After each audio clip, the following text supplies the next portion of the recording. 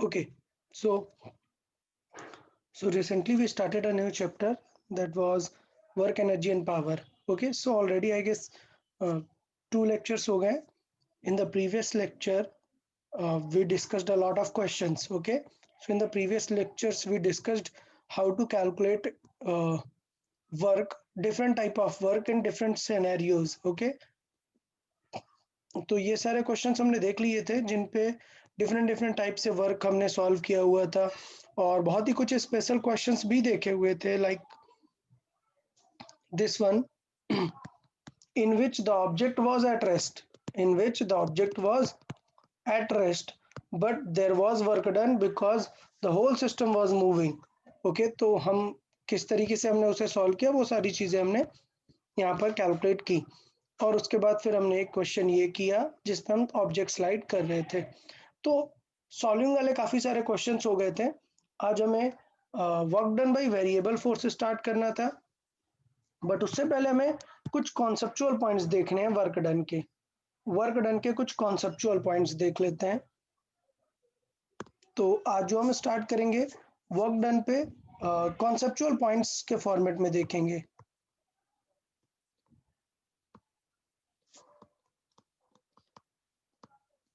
Okay, conceptual points मतलब क्या है. बेसिकली मैं बहुत ज़्यादा डिटेल में लिखूंगा नहीं बट मैं एक्सप्लेन करूंगा तो जिसको भी कभी भूल जाए अगर कि क्या रीज़न था क्या लॉजिक था तो वो ये लेक्चर वापस से रिव्यू कर सकते हैं तो सारी चीज़ें क्लियर हो जाएंगी उसमें उसमें कोई प्रॉब्लम नहीं आएगा. तो चलिए कॉन्सेप्चुअल पॉइंट्स देख लेते हैं. पहला कॉन्सेप्चुअल पॉइंट का मतलब है आपको आंसर करना है पॉजिटिव नेगेटिव और जीरो के फॉर्मेट में कि फ्रिक्शन कैसा होगा, पॉजिटिव होगा नेगेटिव होगा या जीरो होगा. सिर्फ आपको इन्हीं 3 चीजों पे कमेंट करना है. ठीक है, तो लेट्स से अगर मैं बात करूं work done by static friction, बताएं कैसा होगा. Zero. Work done by static friction क्यों. कोई डिस्प्लेसमेंट नहीं होगी. डिस्प्लेसमेंट नहीं. Okay very good. So work done by static friction will be zero as बहुत ही सिंपल है क्या कि स्टैटिक लगेगा ही कब तक. लेट्स से हम फोर्स लगा रहे हैं यहाँ पर एक एफ फोर्स लगा रहे हैं जिसके वजह से इस पे क्या लग रहा है कुछ फ्रिक्शन लग रहा है बट ये क्लियर है कि फ्रिक्शन कितना भी ज्यादा लगे स्टैटिक का मतलब क्या है डिस्प्लेसमेंट क्या है जीरो. तो इसका मतलब वर्क डन भी क्या आएगा जीरो आएगा. तो बहुत ही सिंपल मैनर पे हम ये चीजें कर सकते हैं. अच्छा अगर मैं बात करूं work done by kinetic friction, negative. Work done by kinetic friction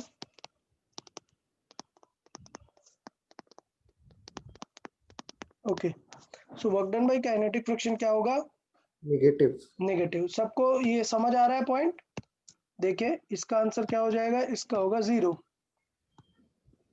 ठीक, अब work done by kinetic friction देखते हैं. तो work done by kinetic friction मतलब क्या है. सपोज ये बॉक्स है और हमें पता है कि काइनेटिक कब लगेगा जब ये कैसा होगा मूविंग होगा. क्लियर. तो अगर ये मूविंग है तो फ्रिक्शन कहाँ पे लगेगा इस पे बैकवर्ड डायरेक्शन में. ये कैसा फ्रिक्शन है काइनेटिक. क्लियर. तो अगर ये काइनेटिक फ्रिक्शन है अच्छे से देखें अगर ये काइनेटिक फ्रिक्शन है और ऑब्जेक्ट मूविंग है मतलब डिस्प्लेसमेंट भी होगा. दोनों में डायरेक्शन कैसी है अपोजिट है ना. हाँ, तो इसका मतलब क्या होगा कि अगर मैं work done by kinetic friction on the box, ये बॉक्स है तो क्या होगा work done bye yes F kinetic on the box कैसा होगा नेगेटिव होगा. अब अगर मैं एक स्टेटमेंट लिखूं कि क्या work done by kinetic friction will always be negative, correct है या नहीं. No sir, depending upon the course. Okay कैसे बताएं. Any case in which it is not zero, any case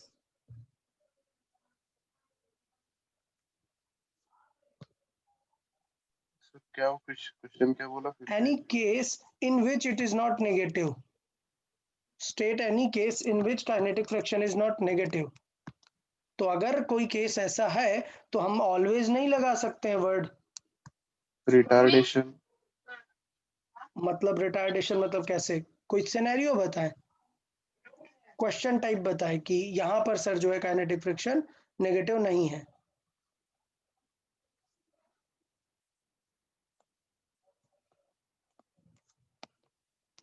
anyone यार? Sir, on the slide, okay, on the slide फिर क्या? when it is moving upward, okay, suppose this is moving upward, तो friction किस तरफ लगेगा? if mg sin theta is more, then it will friction will act upward, na? Okay, so sliding down हुआ ना वो question, तो अगर mg sin theta more है तो it will be sliding down, तो फ्रिक्शन तो ऊपर लगेगा ना फिर, अगर ये स्लाइडिंग डाउन है तो। सर साइकिल में सर या cycle cycle, okay, very good, very last good, rear wheel में वेरी गुड। ठीक है, साइकिल में इस व्हील पर फ्रिक्शन किस तरफ लगता है जब हम पैडलिंग कर रहे होते हैं?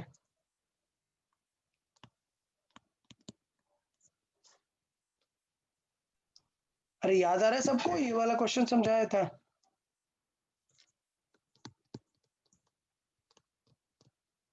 याद आ रहा है जब हम आगे इसको लगता है। पीछे पुश करने का ट्राई करते हैं तो ये पॉइंट कहाँ लगता है? आगे की तरफ लगता है। क्लियर? तो इस केस में वर्क डन क्या होता है? पॉजिटिव? पॉजिटिव। नहीं, पॉजिटिव नहीं होता है। अभी आगे एक्सप्लेन करते हैं कि रोटेटिंग ऑब्जेक्ट में डिस्प्लेसमेंट कभी होता ही नहीं है। जब ये पॉइंट पे फ्रिक्शन लग रहा है बट ये पॉइंट तो रोटेट होके पीछे चला गया ना, तो क्या इस पॉइंट ने कोई डिस्प्लेसमेंट किया फ्रिक्शन के साथ? नहीं, ये पीछे चला गया। फिर नेक्स्ट पॉइंट आया, उस पर फ्रिक्शन लगा, क्या उसने डिस्प्लेसमेंट किया? नहीं। जब तक ये स्किड नहीं करेगा, अगर प्रॉपर रोटेट हो रहा है तो वर्क डन हमेशा क्या आएगा? 0 आएगा।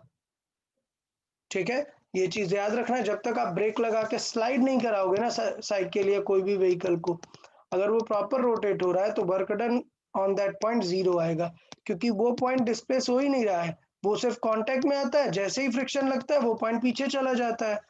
तो क्या उस पॉइंट का डिस्प्लेसमेंट फ्रिक्शन के साथ हो रहा है क्या? नहीं। तो ये बहुत ही एक अच्छा सिनेरियो था। कोई बात नहीं, पहले तो हमें ये समझ लेना है, अभी तक किसी ने सही आंसर नहीं दिया हुआ है। इस kinetic friction always negative? Always negative नहीं, रॉन्ग है ये। रीजन आपको याद नहीं आ रहा कि फ्रिक्शन हमेशा म्यूचुअल पेयर में लगता है? यस। तो friction is in mutual pair, friction is in mutual pair. तो इसका मतलब ये हुआ कि अगर इस क्वेश्चन में मैंने बॉक्स पे लगाया काइनेटिक फ्रिक्शन, याद रखे देखेंगे अच्छे से, बॉक्स पे लगाया काइनेटिक फ्रिक्शन, तो काइनेटिक फ्रिक्शन कहाँ लग रहा है? पीछे की तरफ। तो इसका मतलब ग्राउंड में कहाँ लगेगा? आगे। आगे। अब बताओ, ग्राउंड मूव हो रहा है क्या? No sir. No sir. Yes. तो क्लियर क्या हो जाएगा? Displacement of ground.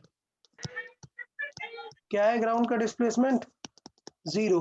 तो इसका मतलब work done by kinetic friction, kinetic friction on the ground, on the ground क्या होगा? 0। 0। तो समझ आया? जरूरी नहीं है कि वर्क डन बाय फ्रिक्शन क्या हो? ऑलवेज नेगेटिव हो। हमने एक ऐसा केस डिस्कस किया जिसमें वर्क डन कैसा है? 0 है। क्लियर समझ आया सबको? तो एक केस जिसमें हमने डिस्कस किया कि बॉक्स पे होगा नेगेटिव, एक केस हमने डिस्कस किया जिसपे कितना है? 0 है। 0। एक और केस डिस्कस कर लेते हैं। ओके, चले।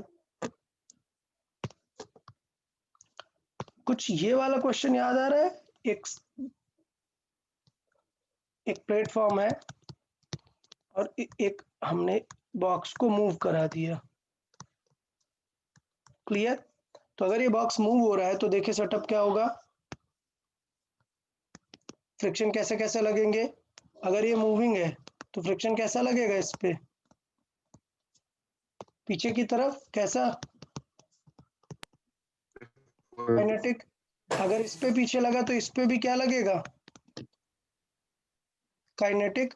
और मैंने बताया कि अगर नीचे का फ्रिक्शन, लेट से नीचे वाला सरफेस कैसा कर दे, स्मूथ कर दे, तो क्या नीचे का फ्रिक्शन अपोज कर पाएगा क्या, कुछ नहीं। तो ये वाला ऑब्जेक्ट मूव करने लग जाएगा ना, इट शुड मूव। तो बेटा अगर ये मूव करने लग गया और इस पे फ्रिक्शन भी लग रहा था और ये फ्रिक्शन की डायरेक्शन में मूव करने लग गया, तो क्या हो जाएगा work done on this box,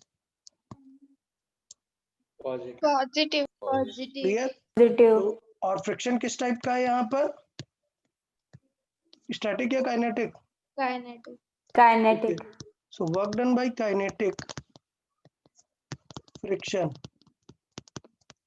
on box 1, box 1 पर कैसा है, negative, clear. And on box 2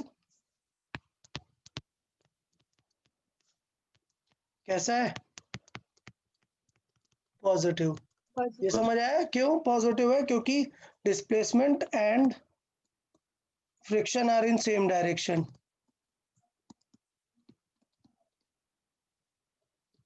समझ आया सबको। तो क्या कंक्लूजन निकला, काइनेटिक फ्रिक्शन को लेके क्या कंक्लूजन निकला हमारा, work done by kinetic friction कैसा हो सकता है, पॉजिटिव, नेगेटिव और जीरो। जीरो, कुछ भी हो सकता है। समझ आया। तो ये याद रखना है कि कुछ भी हो सकता है।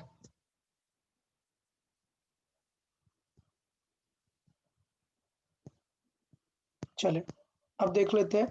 तो दूसरा केस हमें प्रॉपर समझ आया, work done by kinetic friction कुछ भी हो सकता है, हम देखेंगे। तो यहाँ पर आंसर मैं पूरा लिखूंगा, it can be positive, negative और जीरो, कुछ भी हो सकता है। और हमने सारे केसेस एग्जांपल वाइज देख लिए। Third, net work done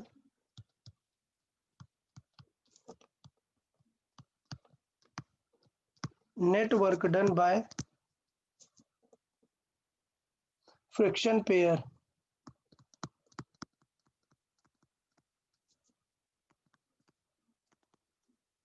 friction pair समझ गए कौन सा, दोनों एक्शन रिएक्शन वाले, ये समझ आया। Net work done by friction pair, friction pair समझ गए कौन सा, जो म्यूचुअल पेयर काम करता है, ठीक है। तो नेट वर्क डन, बताए क्या लगता है। तो हमें सारे केसेस एक्सप्लोर करने चाहिए कि म्यूचुअल पेयर कैसे कैसे लग सकता है। तो बहुत ही सिंपल केसेस देख लेते हैं। चले, एक केस जिसमें हमने ऑब्जेक्ट को ग्राउंड पर स्लाइड कराया, समझ आया सबको। तो इस बार फ्रिक्शन इस पे किधर लगेगा, इस तरफ, और इस पे फ्रिक्शन लगेगा ग्राउंड पे आगे की तरफ, क्लियर है पेयर। दूसरा, फर्स्ट सिनेरियो सबको समझ आ गया, yes sir okay good. Yes sir second scenario रख लेते हैं, ये वाला, क्या ऑब्जेक्ट को मूव करा दिया, तो अगर ये मूव हो गया और नीचे कुछ इसको रेजिस्ट करने वाला कोई नहीं है, तो ये क्या हो सकता है, ये भी should move, it should move. तो देखे पेयर कैसा लगेगा, इस वाले पे पेयर कैसा लगेगा फ्रिक्शन का, पीछे की तरफ, और इस वाले पे आगे की तरफ, क्लियर। अच्छा, एक चीज ऐसा भी तो हो सकता है कि ये दोनों सेम स्पीड से मूव हो रहे हो, ऐसा भी तो फ्रिक्शन फील हो सकता है कि ये दोनों आगे की तरफ सेम स्पीड से मूव हो रहे हो। तो मतलब ये कि काइनेटिक फ्रिक्शन तो है, बट ये भी लेट से v स्पीड से मूव हो रहा है और ये भी v स्पीड से मूव हो रहा है। इसे कोई मूव नहीं करा रहा है, इसे कौन मूव करा रहा है, फ्रिक्शन ही मूव करा रहा है। मतलब इस पे फ्रिक्शन पीछे लग रहा है और इस पे फ्रिक्शन आगे लग रहा है, ठीक है। तो इसे कौन मूव करा रहा है वो सिनेरियो हमें देखना पड़ेगा। क्लियर? तो कोई ना कोई मूव कराएगा, मतलब v तो कांस्टेंट नहीं रहने वाला है, v चेंज हो जाने वाला है। तो इन दोनों केसेस से हमें पहले जज करना पड़ेगा कि क्या हो सकता है। चले इस क्वेश्चन के लिए देखें, जब ग्राउंड मूव नहीं कर रहा है वर्क डन कैसा हो जाएगा? फ्रिक्शन कैसा है, स्टैटिक या kinetic? Friction kinetic. Kinetic. Kinetic. Okay, अब काइनेटिक का पेयर देखना है। बॉक्स पे वर्क डन कैसा होगा? Negative. Negative. Negative. Okay, work done on box is negative और work done on ground? Positive. 0. Positive. अच्छा, ग्राउंड पे work done 0. Positive? 0. Zero. Ground पे वर्क डन क्या है? 0। अच्छा, इस पे देख लेते हैं, फ्रिक्शन कैसा है? Kinetic.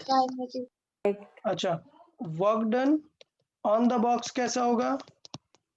Negative. Negative. Work Negative. Done on the box, let's say platform, नीचे जो है वो प्लेटफॉर्म है, प्लेटफॉर्म पे वर्क डन कैसा होगा? Positive. Positive. Positive. चले, तो पहले ये दोनों केसेस से देखें। इस केस में डब्ल्यू नेट कितना होगा? Negative. फ्रिक्शन पे Negative. नेगेटिव, क्योंकि एक नेगेटिव और एक 0।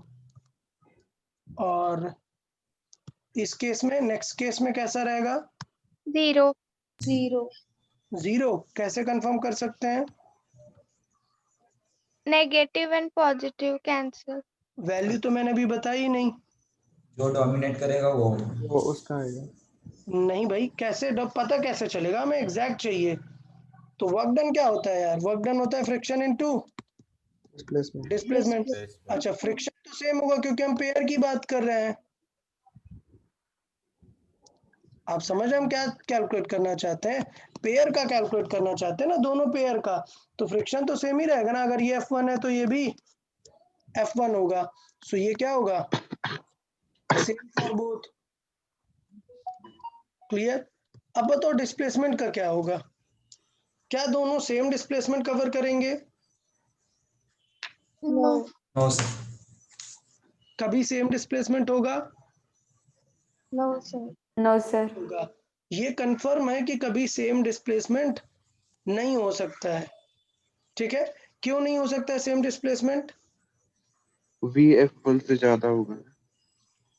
पॉइंट ये है कि कभी सेम इसलिए नहीं हो सकते, अगर सेम हो गए तो क्या होगा? तो फ्रिक्शन ही हट जाएगा ना फिर। आप समझ रहे हैं Yes, sir. कि अगर ये v स्पीड से चल रहा है और ये v स्पीड से चल रहा है तो फ्रिक्शन रहेगा क्या? नहीं। No, sir. ओके, तो फ्रिक्शन किस टाइप का रहेगा? फ्रिक्शन रह सकता है, बिल्कुल रह सकता है। क्यों? क्योंकि Static. इसको चला तो यही वाला रहा है ना, बट वो स्टैटिक बन जाएगा फ्रिक्शन वहां पर। दोनों का पॉइंट रियल में रिलेटिवली मूव कर ही नहीं रहा है। तो इसका मतलब ये है कि नेटवर्क डन बाई, अगर मैं बात करूं pair of kinetic friction, Negative. Pair of kinetic friction, तो ये कंफर्म हो गया कि इसका मतलब ये है कि ये जो बॉक्स है, ये छोटा वाला ये ज्यादा मूव करेगा और नीचे वाला कम मूव करेगा। तो ये चीज याद रखना है कि फ्रिक्शन तो सेम रहेगा, बट डिस्प्लेसमेंट जो होगा वो बॉक्स का ज्यादा होगा। किससे? प्लेटफॉर्म से। और जैसे ही प्लेटफॉर्म को सेम स्पीड मिल जाएगी, फ्रिक्शन बदल के कौन सा बन जाएगा? Static. स्टैटिक बन जाएगा। तो इसका मतलब ये हुआ कि दोनों ही केसेस में क्या आने वाला है? Negative. नेगेटिव आने वाला है। क्लियर? तो ये याद रखना है कि अगर मैं पूछूं क्या work done by kinetic friction, वो नेगेटिव होता है क्या? नहीं, वो कुछ भी हो सकता है नहीं. क्योंकि हमें अलग अलग बॉक्सेस पे देखना है। लेकिन अगर मैं बोलूं net work done by friction pair of kinetic friction, ठीक है, या फिर Negative. सिंपल लिखूं work done bye pair of kinetic friction,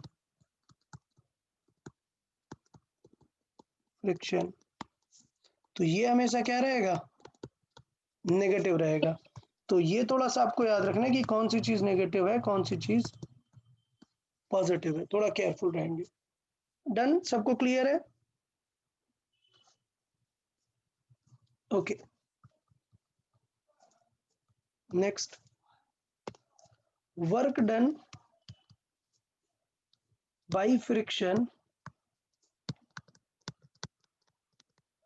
while walking, while proper walking, I'll say. बताएं, वॉक करने में फ्रिक्शन कैसा रहेगा? मतलब प्रॉपर वॉकिंग मतलब इस तरीके से, ये पर्सन है और लेट्स से वो स्टेप कर रहा है आगे की तरफ, प्रॉपर वॉकिंग है, स्टेपिंग हो रहा है, मतलब कि पहले उसने पैर रखा, फिर नेक्स्ट स्टेप वो आगे लेके आया, यहाँ पर रखा, फिर नेक्स्ट स्टेप आगे लेके गया, लाइकवाइज वो मूव करता गया। ठीक है, समझ आया? प्रॉपर वॉकिंग मतलब हमें स्लाइड करके नहीं चलना है, स्टेप करके प्रॉपरली वॉक करके चलना है। So these are steps. तो बताएं, work done on that person क्या होगा? Work done by friction on that person. बताओ, पर्सन पे फ्रिक्शन कहाँ लग रहा होगा? आगे आगे की तरफ। ये सबको याद है, ये सबको याद है, because person pushes the ground back, तो इसलिए उस पे फ्रिक्शन कहाँ लगता है? आगे की तरफ। मैं ये लिखता हूं, person the ground back, to walk something, to walk on surface, person pushes the ground backward, तो उस पे फ्रिक्शन कैसा लगता है? आगे की तरफ। आगे। अच्छा, तो बताओ work done by friction. Positive. Positive positive. तो पर्सन का डिस्प्लेसमेंट भी कैसा रहता है? आगे की तरफ रहता है। आंसर क्या है? पॉजिटिव। तो गलत है यार, आंसर पॉजिटिव नहीं है, आंसर है 0। बताएं क्या रीजन है? कांटेक्ट लूज कर रहा है ना हर बार। कांटेक्ट लूज करता है। जिस टाइम पे फ्रिक्शन लगता है उस टाइम पे क्या रहता है? कांटेक्ट ही नहीं होता है, डिस्प्लेसमेंट नहीं होता है। तो इसको कुछ इस तरीके से समझते हैं। सपोज ये इंस्टेंट है, ठीक है, तो at this instant, clear? So at this instant friction is there, so friction is there, but while the foot is on the ground, displacement होगा क्या? नहीं, डिस्प्लेसमेंट 0 है। लेकिन अगर मैं बात करूं while the foot is in the air,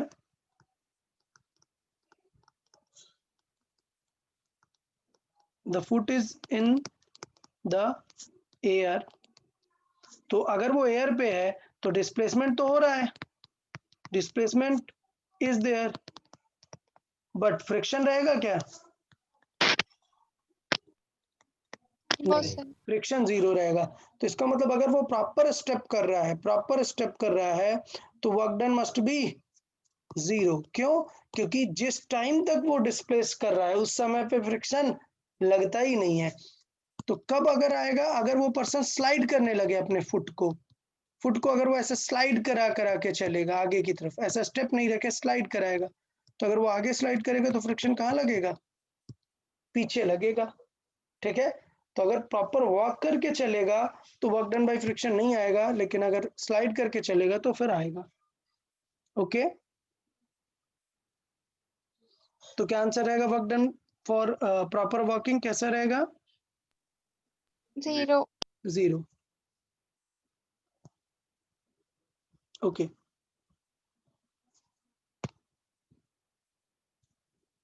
अगर मैं बात करूं work done by normal force, क्या होगा?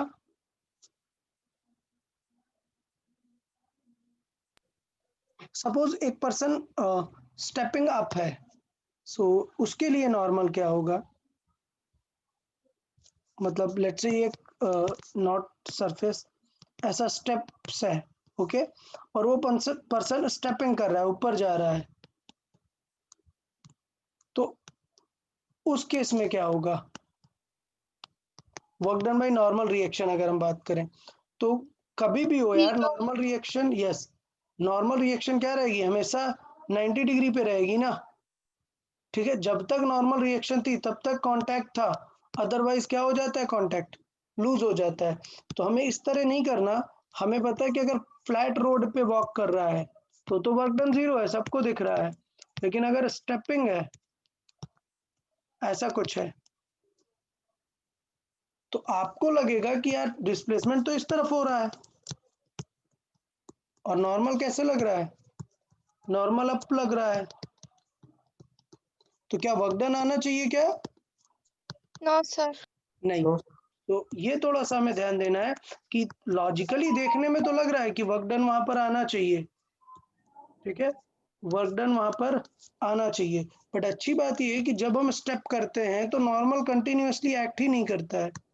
तो यहाँ पर मैं लिखता हूँ वर्क डन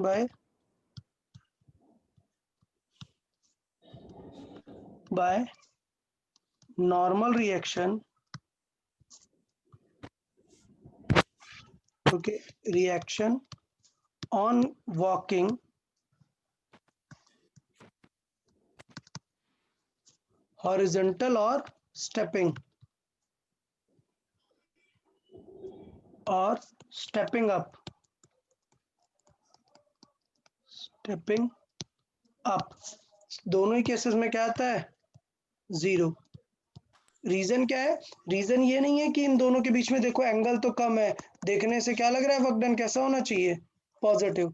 बट रीजन क्या है, the normal do not act through out, continuous नहीं एक्ट करता है, सिर्फ कब एक्ट करता है, जब हम स्टेप रखते हैं। So the normal force doesn't act throughout।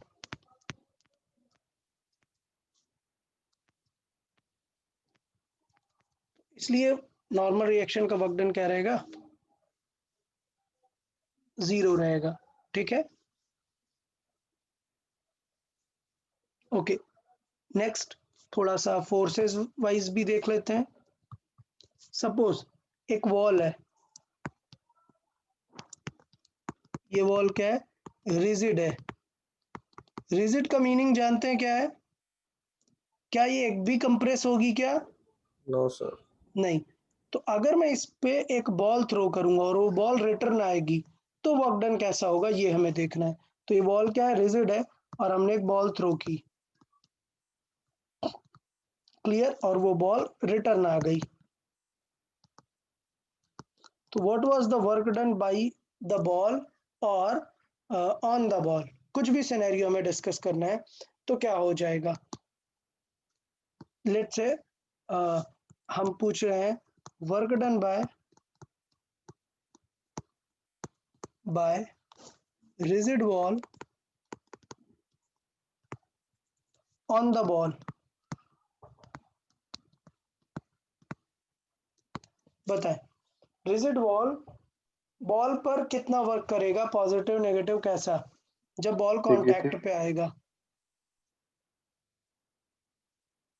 Negative, rigid wall negative करें।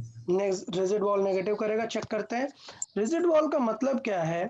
रिजिड वॉल का सिंपल सा मतलब ये है कि ये बॉल आया कांटेक्ट पे, देखें बना लेते हैं सब लोग सरफेस, ये लेट्स से वॉल है और ये बॉल आया कांटेक्ट पे इसके, तो क्या होगा, बॉल पहले कंप्रेस करेगा इसे।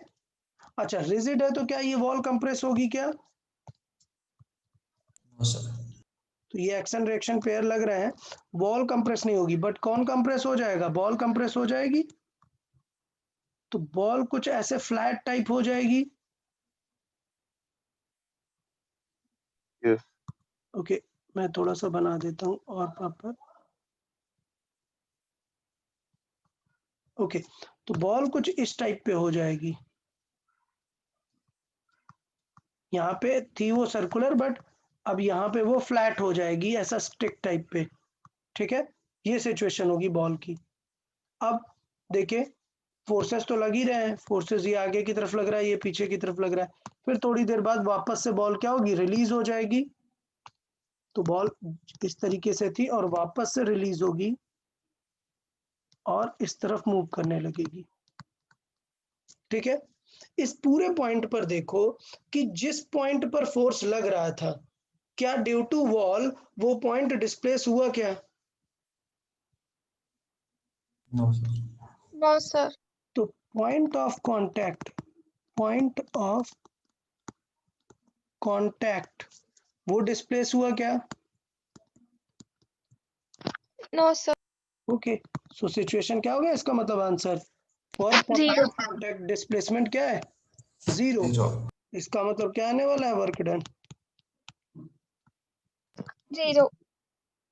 ठीक है, तो ये थोड़ा सा याद रखना है कि रिजिड ऑब्जेक्ट के साथ कभी भी अगर कोलिजन हुआ तो प्रॉब्लम क्या आ जाएगी? Work done Zero. 0। ओके, अच्छा, अब अगर रिजिड नहीं है, इलास्टिक है, तो फिर क्या होता? इससे आपको बहुत ही क्लियर समझ में आ जाएंगी चीजें। क्या मैं बताना चाहता हूं कि ये जो वॉल है work done bye elastic wall, work done bye elastic wall. मतलब क्या है कि ये जो बॉल है ये परफेक्टली रिजिड नहीं है, ठीक है, नॉट रिजिड, रिजिड नहीं है ये वॉल, और ये बॉल आई और ये बॉल हिट करके रिटर्न हो गई। तो सिनेरियो देखें, सिनेरियो क्या है? पहले थी ये वॉल, ठीक, ये बॉल, दोनों हिट कर रहे थे, एक दूसरे को हिट करने वाले हैं जस्ट। सिचुएशन क्या होगी? इलास्टिक का मतलब क्या है कि ये वॉल भी तो डिफॉर्म होगी ना अपने साथ, समझ आया? तो इसका मतलब क्या होगा कि ये वॉल ऐसी थी और बॉल की वजह से क्या होगी? अब डिफॉर्म हो जाएगी। समझ आ गया सबको इलास्टिक का मतलब क्या है? Yes, sir.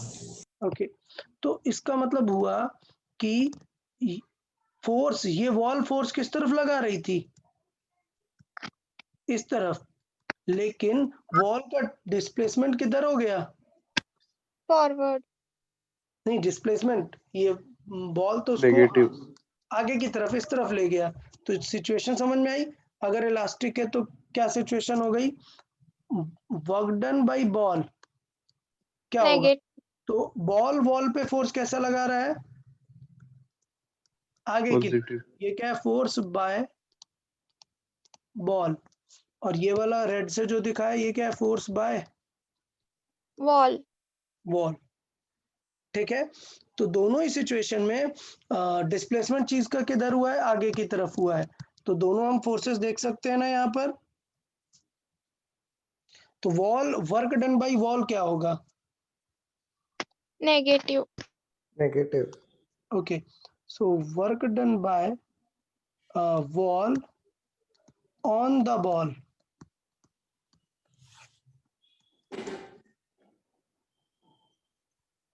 ओके, तो work done by the wall on the ball ये कैसे रहेगा? Negative.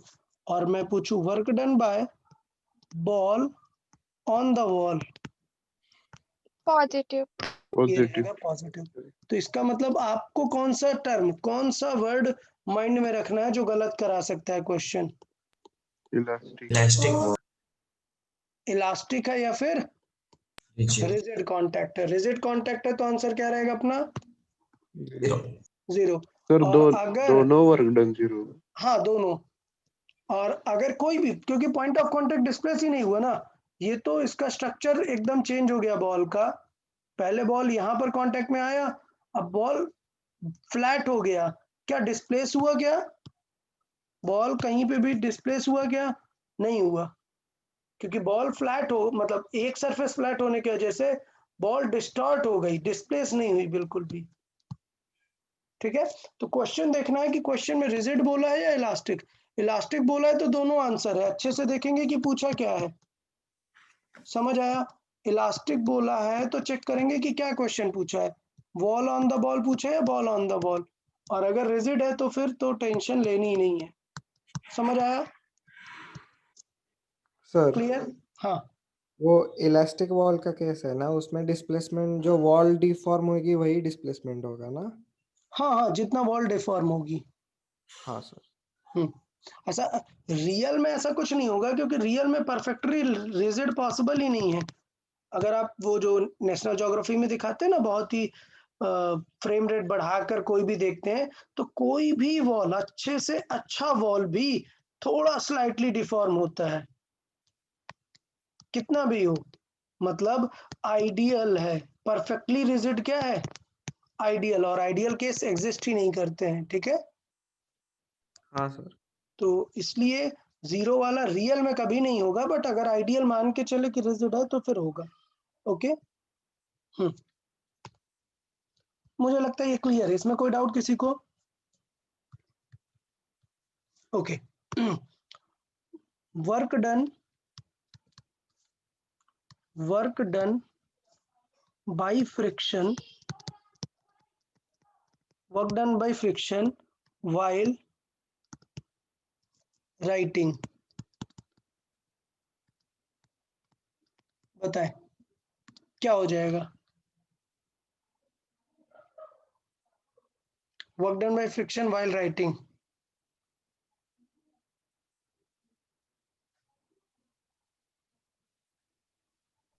Negative. Negative sure? 0 zero. Okay, zero वाले एक्सप्लेन करें। कांटेक्ट लूज होता है ना लिखते वक्त बार अरे बार। नहीं लूज हो रहा है, ऐसा कर्सिव पे लिख रहे हैं, नहीं लूज हो रहा है।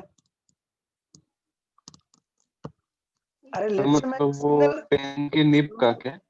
हाँ मैं सिंगल स्ट्रोक में लेट्स से लिख रहा हूं। ओके, सो अरे ऐसे बस सर्किल ड्रॉ किया, अब बताओ। वर्क डन जीरो जीरो कैसे? का वो अंदर बॉल होता है ना, वो घूम रहा है ना। नहीं वो पॉइंट नहीं, निप पेन ले लेते हैं, चले। तुम लोग तो टेंशन दे रहे हो यार, मतलब फिजिक्स में जो क्वेश्चन आने वाला है वो वाला तुम देख ही नहीं। चलो, बॉल पेन नहीं है, निप पेन है।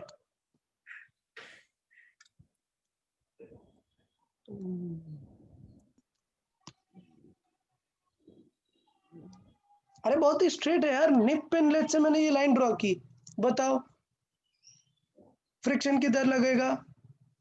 मैंने ये लाइन ड्रॉ की ऐसे स्ट्रेट, फ्रिक्शन किधर लग रहा था?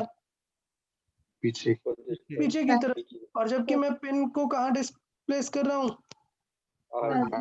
आगे की तरफ। क्लियर? तो इसका मतलब क्या हुआ? फ्रिक्शन वर्क डन कैसा होगा? नेगेटिव। नेगेटिव होगा। अच्छा, ये किसका वर्क डन है? मतलब कौन किस पे वर्क डन कर रहा है, ये थोड़ा सा बताएं। लेट्स से एक पेपर है, और पेपर और पेन का कॉम्बिनेशन है, राइटिंग में लेट्स से मैं लिख रहा हूँ paper and pen, paper and pen. बताओ किसका वर्क डन है ये, और कौन सा नेगेटिव है कौन सा नहीं? Work done by paper on the pen कैसा होगा? नेगेटिव। अच्छा, नाउ वर्क डन, मैं लिख देता हूं ये, work done by paper on the pen क्या आएगा? नेगेटिव। अच्छा, what will be the work done by pen on the paper? Zero. क्यों? पेपर मूव नहीं कर रहा। Very good. तो ये बहुत ही अच्छी बात थी, ये मेन चीज मैं यहाँ समझाना चाह रहा था कि देखो वर्क डन और फ्रिक्शन किस टाइप का है, स्टैटिक या काइनेटिक?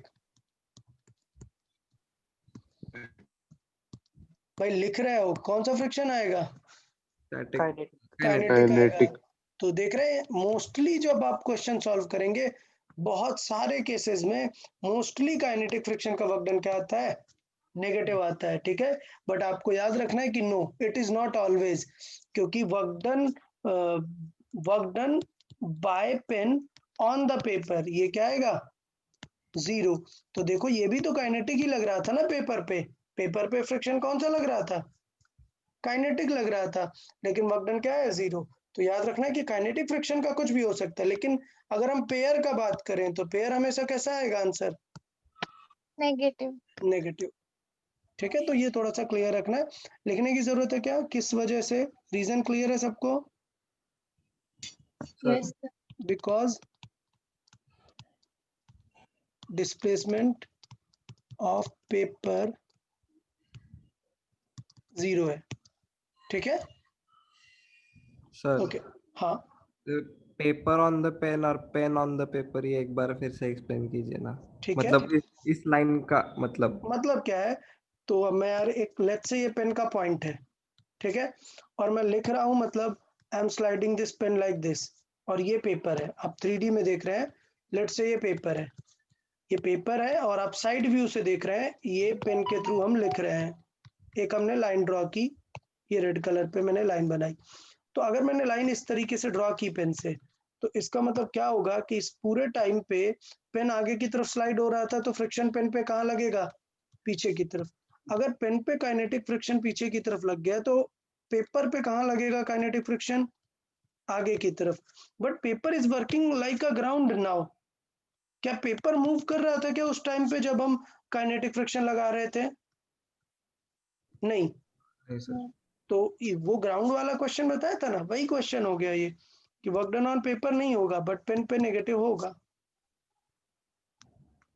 ठीक है। हाँ सर।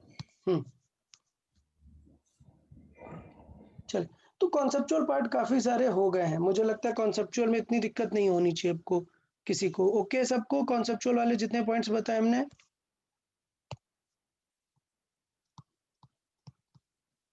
ओके, तो अब स्टार्ट करते हैं work done by variable force. अभी तक हम क्या डिस्कस कर रहे थे, कांस्टेंट फोर्स। Constant force. अभी हम डिस्कस करेंगे work done by variable force. देखें, मतलब कुछ नहीं करना है, डिफरेंशिएशन इंटीग्रेशन फिर से आ गया, जिन लोगों को याद नहीं है, भूल गया है, वो एक बार डिफरेंशिएशन फिर से रिकॉल कर सकते हैं, ठीक है। चले, याद है वर्क डन का मैंने सिंपल सा फॉर्मूला बताया था, क्या dw होता है f डॉट ts, ठीक है, डॉट प्रोडक्ट। अगर हमें फुल वर्क डन चाहिए तो हमें क्या करना पड़ेगा, दोनों को इंटीग्रेट करना पड़ेगा, क्यों, क्योंकि f क्या है, वेरिएबल है। तो इसका मतलब अगर मुझे वर्क डन चाहिए, टोटल वर्क डन, तो हमें इंटीग्रेट करना पड़ेगा किसे, vector f dot ds vector को। अगर टेंशन नहीं है तो आपको ये भी पता होना चाहिए कि इसे हम लिख सकते हैं वेक्टर f के जगह simple f into ds into cos theta. Clear, कोई डाउट इसमें किसी को? No sir. ओके, अब देखते हैं कि यार थोड़ा सा क्वेश्चन सॉल्विंग में प्रॉब्लम कैसे होगी, डिस्प्लेसमेंट को कैसे हैंडल करना है, ठीक। तो अभी डिस्प्लेसमेंट को इस तरीके से हैंडल करना है कि ये ds एक डायरेक्शन वाली चीज है, ये भी एक जैसा हमने बताया कि डायरेक्शन वाइज है, तो इस तरीके से कुछ हो सकता है ना, कैसा, let's say full vector format देख लेते हैं। तो फोर्स मैक्सिमम किस तरीके से लिख सकते हैं, फोर्स वेक्टर लिख सकते हैं आई कैप जे कैप के कैप, और वेरिएबल है मतलब क्या होगा, यहाँ पे कुछ होगा, लेट्स से 3x स्क्वायर, ऐसा कुछ हो सकता है। समझ आया वेरिएबल का मतलब? ओके, तो इसका मतलब ये है कि लेट्स से हम फोर्स को एक्सप्रेस करते हैं किसी फुल फॉर्मेट में, फोर्स को एक्सप्रेस किया, उसका जो पार्ट आई के साथ है उसे हमने क्या बोला, एफ एक्स, जो पार्ट वाई के जे के साथ है उसे क्या बोला, एफ वाई, और जो पार्ट के साथ है उसे बोला एफ जेड। तो इसमें किसी को कोई डाउट, मैक्सिमम फोर्स को हम कैसा लिख सकते हैं, इस तरीके से लिख सकते हैं वेक्टर फॉर्मेट में। अच्छा, डिस्प्लेसमेंट की अगर मैं बात करूं तो डिस्प्लेसमेंट मतलब क्या है, पोजीशन कहां से कहां चला गया वो। तो अगर मैं डिस्प्लेसमेंट की बात करूं तो ds वेक्टर को dr वेक्टर भी लिख सकते हैं, ठीक। और वो वेक्टर कैसा हो जाएगा, आई कैप की डायरेक्शन वाले को क्या बोलेंगे, dx, वाई वाले को dy, मतलब जे वाले को, और इसको dz। तो कुछ ये याद आ रहा है कि अगर वेक्टर फॉर्मेट में देखो, ये फॉर्मूला कब काम आएगा, जब f अलग दिया है, ds अलग दिया है, सब कुछ अलग अलग दिया है, तब ये फॉर्मूला काम आएगा। ds को dr भी लिख सकते हैं, ठीक है, तो मैं यहाँ पे dr भी लिख देता हूँ।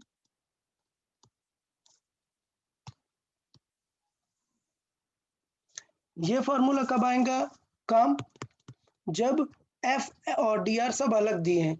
अगर वेक्टर फॉर्मेट में दिए तो फिर क्या cos थीटा निकालेंगे क्या, ऐसे नहीं, कैसे करेंगे, integration of vector F dot D R vector. कुछ याद आ रहा है कि अगर वेक्टर वेक्टर का डॉट कराते हैं तो क्या हुआ करता है? आई के साथ मल्टीप्लाई, वेरी जे गुड। जे आई के सिंपल साथ मल्टीप्लाई मल्टीप्लिकेशन। और जे के साथ मल्टीप्लाई। इसका मतलब वर्क डन फाइंड करने का अगर वेक्टर फॉर्मेट में दिया है, अगर वेक्टर फॉर्मेट में दिया है तो वर्क डन कैसे निकालते हैं? Work done through vector format.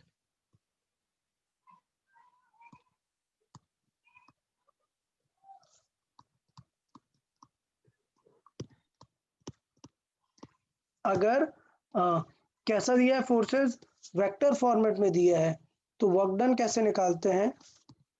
दोनों का डॉट करा देते हैं और डॉट प्रोडक्ट आपको समझ में आ गया, आई कैप के साथ रहेगा। मतलब एफ एक्स किसके साथ रहेगा? dx डी एक्स के साथ, और इंटीग्रेट कर देंगे। फिर मैंने बताया कि जो चीजें प्लस में होती हैं हम उन्हें अलग अलग कर सकते हैं। एफ वाई को किसके साथ इंटीग्रेट कर देंगे? डी वाई को। और एफ जेड के साथ किसे इंटीग्रेट कर देंगे? जेड के साथ। समझ आया क्या करना है? अगर वेक्टर फॉर्मेट है तो सबको अलग अलग कर लेना है।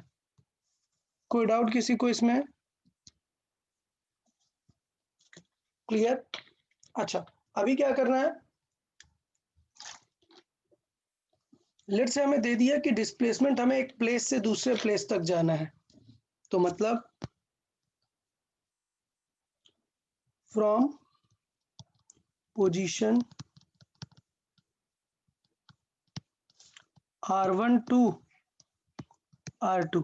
लेट से हमें R1 से R2 पोजीशन पर जाना है, तो इसका मतलब वर्क डन क्या होगा? R1 मतलब क्या होगा?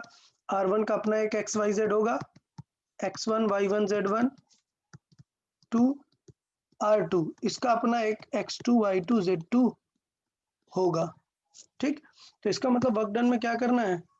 वर्क डन में लिमिट रख देनी है, F x into D x. Limit किसकी वाली रखेंगे अब?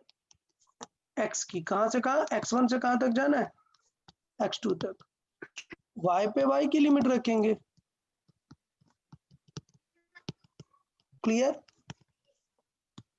तो ये पॉइंट समझ में आया कि क्या करना है?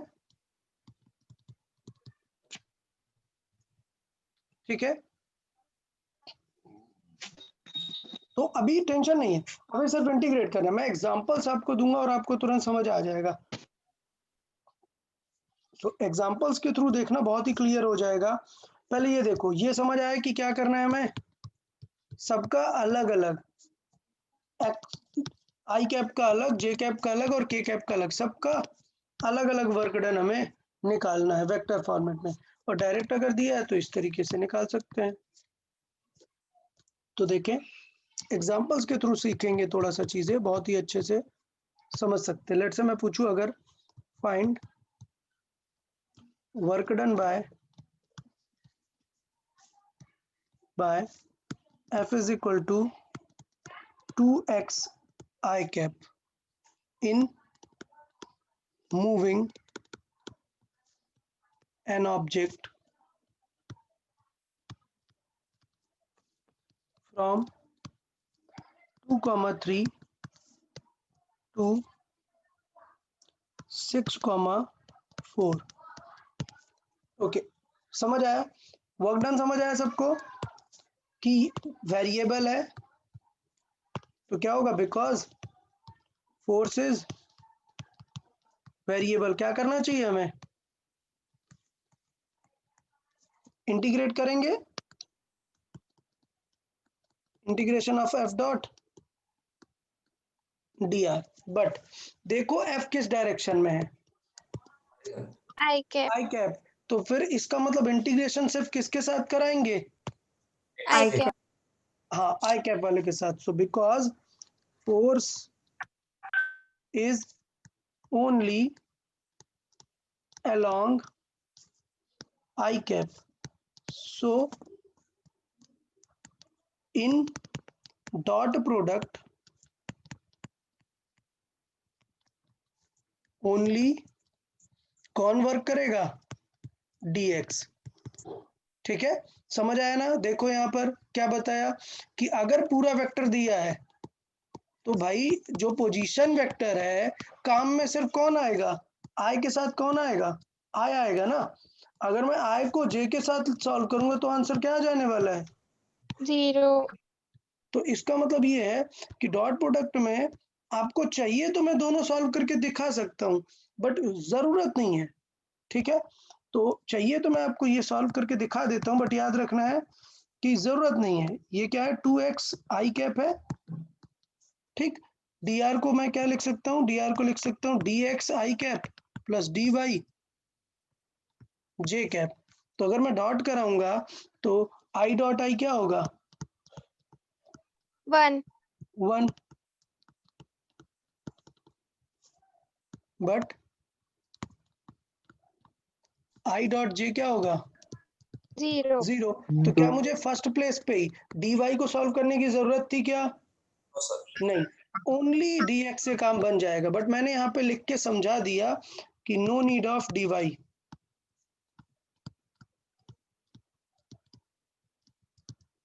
क्लियर? तो ये जस्ट मैंने आपके अंडरस्टैंडिंग के लिए समझा दिया, इतनी जरूरत नहीं थी। हम एग्जाम में सीधे क्वेश्चन कैसे करेंगे, that work done I cap दिया है ना, तो क्या हो जाएगा 2x dx। Clear? Only I cap direction. कोई डाउट किसी को इसमें? अच्छा, No. अब देखो लोकेशन क्या थी, कहां से कहां जाना था, तो क्या y वाले को यूज करेंगे क्या, No, sir. सिर्फ किसको यूज करेंगे, x को। सो हाँ, तो इसका मतलब हमें चाहिए 2,62 कहाँ जाना है,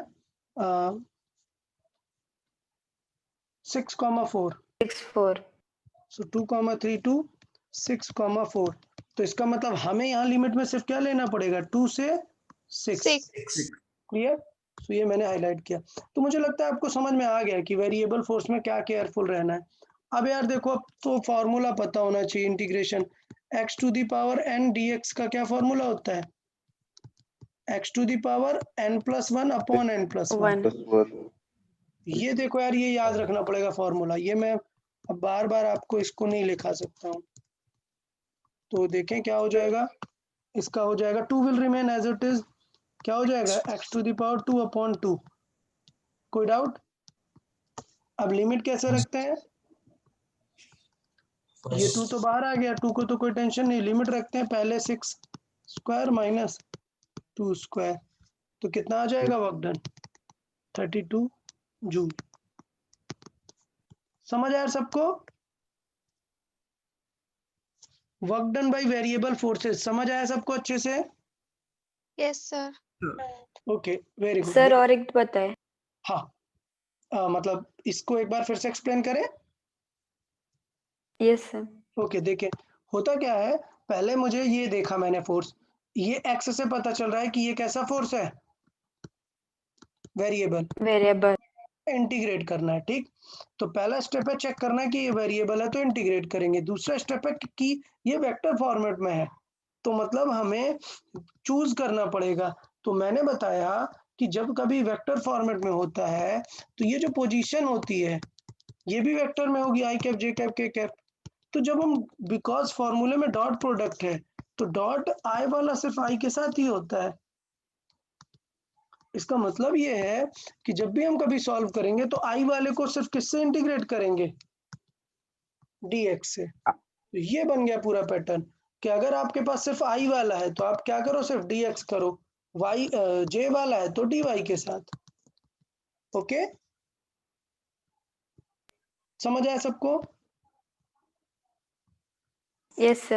ओके, देखिए एक और क्वेश्चन, टेंशन नहीं लेना, एक और क्वेश्चन देखते हैं और क्लियर हो जाएगा। लेट्स से मैं बोलता हूँ find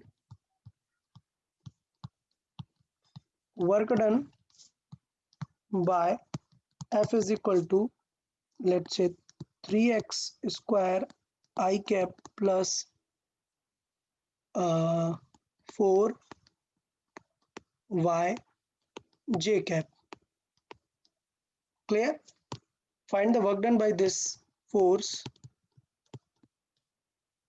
in moving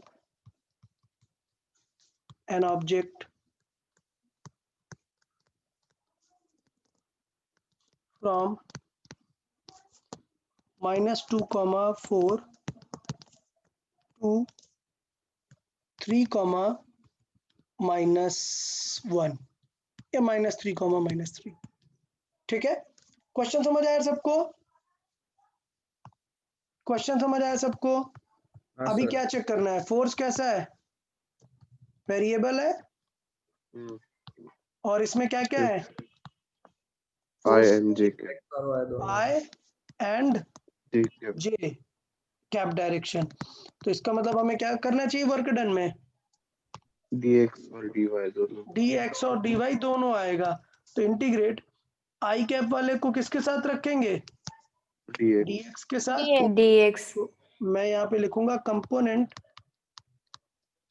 component of I cap with dx and J cap with dy dy। तो बस कुछ बचा ही नहीं क्वेश्चन, मुझे लगता है बस थोड़ा सा इंटीग्रेशन आना चाहिए। आई कैप वाला कंपोनेंट कितना है? 3x square.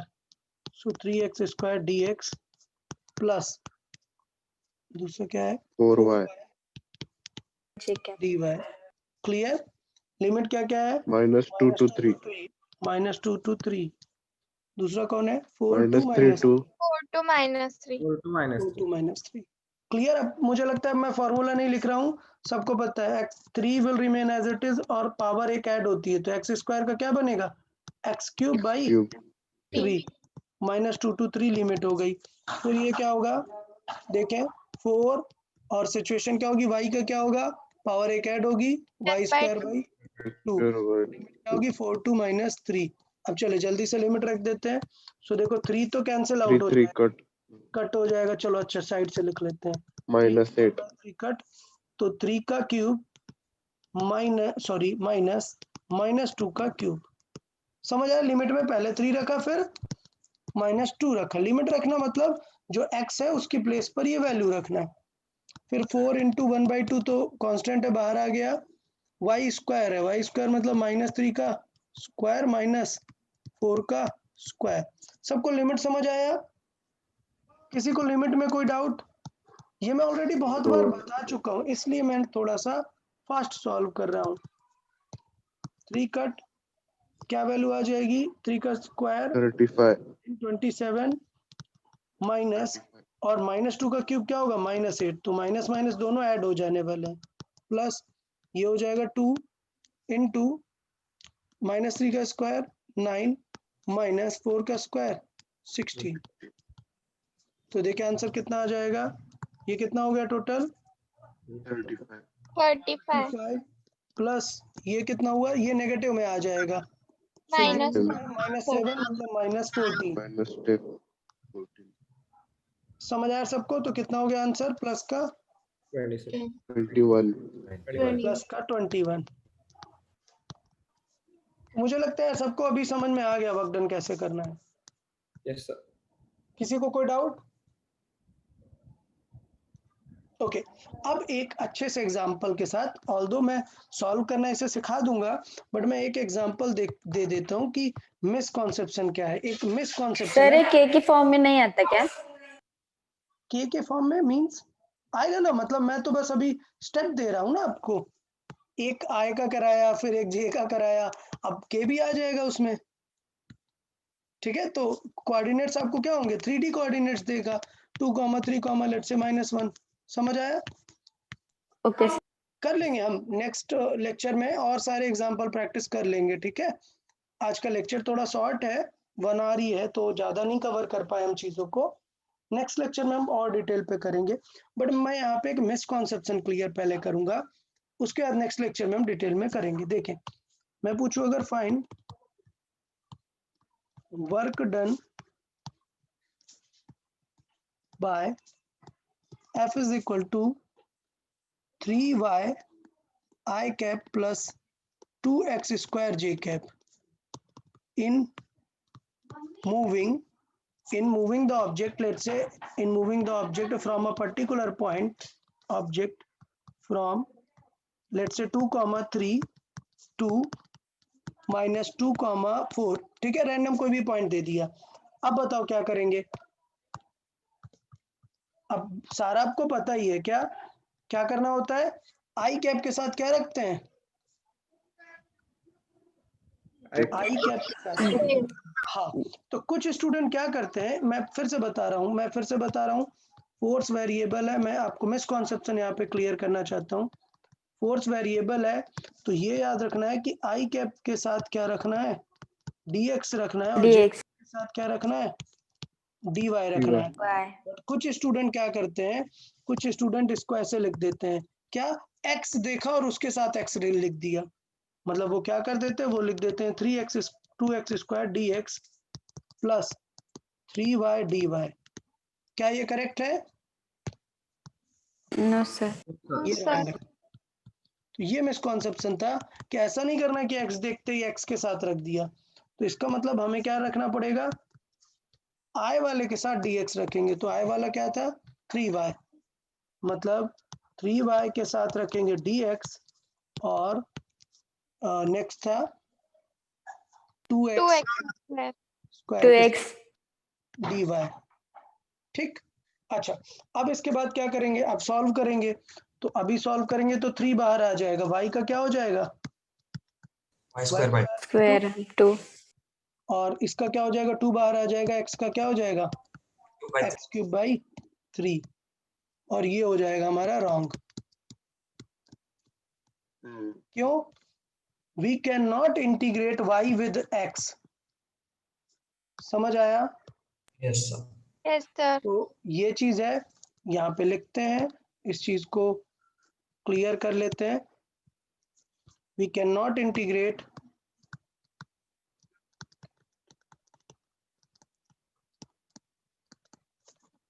y with respect to dx। समझ आया? हम y को ये और इसी तरीके से x को भी नहीं इंटीग्रेट कर सकते, तो फिर करेंगे क्या, तो फिर क्या करना पड़ेगा, क्या हम इस क्वेश्चन को सॉल्व कर पाएंगे क्या? नहीं, no जब तक नहीं कर पाएंगे, we can not solve this question unless we can solve this question unless a relation in x and y is given। समझ आया? इसका मतलब जब तक x और y में एक रिलेशन नहीं दिया है तब तक हम क्वेश्चन सॉल्व नहीं कर सकते हैं। तो लेट्स एज्यूम, एज्यूम मतलब क्या, क्वेश्चन में दिया होगा, ओके, क्वेश्चन में हमें फाइंड करना होगा। सो लेट्स से गिवन, आपको ये गिवन है that y is 2x square, और लेट्स से यहाँ पे क्या था, 2x स्क्वायर ही था। So let's say y is given as 4x square. तो इसका मतलब क्या होगा, then change the question, okay. तो देन क्वेश्चन चेंजिंग क्या हो जाएगी, वर्क डन। बताएं, यहाँ पर y था 3y था, integration 3y dx plus integration क्या था यहाँ पर 2x square 2x dy square dy। सो रिप्लेस करेंगे अब इसे, इंटीग्रेशन 3 y को क्या लिख देंगे 4x स्क्वायर dx प्लस 2, और x स्क्वायर को क्या लिख सकते हैं y बाई 2 4 y बाई 4, हाँ टोटल y बाई 2 आ जाएगा। So now we can solve it. तो पैटर्न समझ आया यार, क्या सिखाना चाह रहे हैं हम आपको? नेक्स्ट लेक्चर में हम बातें करेंगे इस क्वेश्चन की भी। समझ आया? सर गिवन ऑलरेडी दिया होता है क्वेश्चन हाँ, मतलब वही मैं बोल रहा हूँ कि वो क्वेश्चन में आपको दिया होगा, अदरवाइज आपको option none of these, insufficient data, ऐसा टाइप का ऑप्शन चूज करना पड़ेगा। अच्छी बात यह है कि नीट वाले में इनसफिशिएंट डेटा जैसा ऑप्शन रेयर ही मिलेगा, कभी ऐसा आता नहीं है। तो मोस्टली ये वाला पार्ट जेई वालों को केयरफुल रहना है। नीट में ये वाला कभी ऐसा नहीं आएगा कि आपको वाई के साथ आए दे दे। अगर वाई के साथ आए दिया मतलब क्या हो जाएगा, टफ बन जाएगा यार वो क्वेश्चन, क्योंकि हमें पता है हमें चेंज करना पड़ेगा डेटा को। ओके, तो नेक्स्ट लेक्चर में हम इससे रिलेटेड क्वेश्चन करेंगे जिसमें हमें डेटा को चेंज करना पड़ेगा। थोड़ा आइडिया समझ में आया कि ये नहीं करना यस है सर कि एक्स देखा और एक्स के साथ रख दिया, ये नहीं करना है। क्या कॉन्सेप्ट है? dx किसके साथ रखते हैं? I cap. आई कैप के साथ। I ये cap. इंपॉर्टेंट है। चले यार, तो मुझे लगता है आज काफी हो गया डिस्कशन, मतलब लेक्चर टाइम थोड़ा कम था बट स्टिल कॉन्सेप्चुअल पार्ट भी कवर हो गया और वेरिएबल का स्टार्टिंग हो गया एटलीस्ट। ठीक है, नेक्स्ट लेक्चर में हम और डिटेल पे वेरिएबल पे वर्क कर लेंगे। Okay then, bye bye everyone then. Bye, sir. Thank you, sir. Bye, sir. Bye, sir. Bye bye everyone.